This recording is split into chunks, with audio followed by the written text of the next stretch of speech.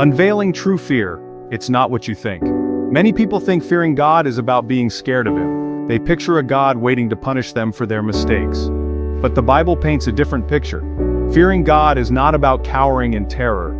It's about something much deeper and more beautiful. It's about having deep respect and awe for who God is. When we truly understand God's power and love, our hearts are filled with wonder. We begin to see Him as He truly is, our Creator, our Protector, and our Redeemer. This understanding leads to a profound reverence that shapes every aspect of our lives. This kind of fear is not a burden but a blessing. It's the key to living a life of peace, joy, and purpose. When we fear God, we are not afraid of anything else the world throws at us. We know He is with us always. 2 fears, terror versus reverence. The Bible uses 2 different words for fear. One is phobos in Greek, which means terror or dread. This is the fear we feel when we face danger or the unknown. It's a natural human response, but it shouldn't be how we approach God. The other word is yira in Hebrew. This speaks of a deep respect, awe, and reverence.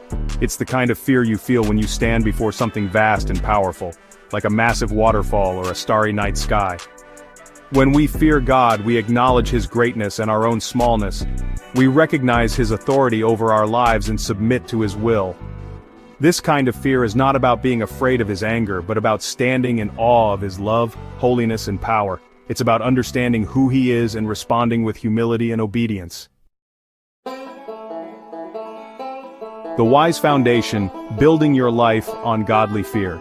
Proverbs chapter 9 verse 10 tells us, "The fear of the Lord is the beginning of wisdom, and knowledge of the Holy One is understanding." Fearing God is the foundation of a wise and discerning life. When we fear God, we are more likely to make choices that honor Him.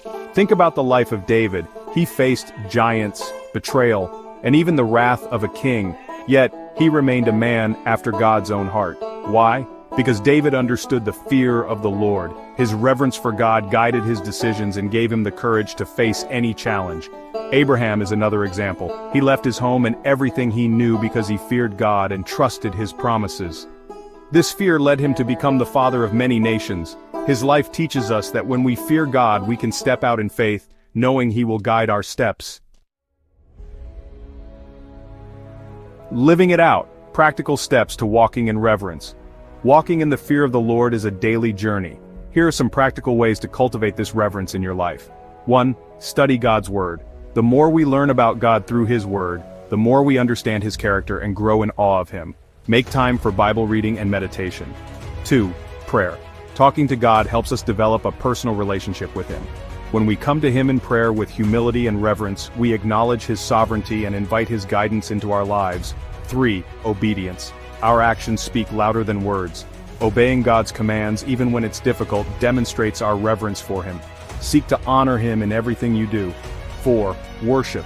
Make time to praise and worship God for who He is. Sing to Him, thank Him, and acknowledge His greatness in your life.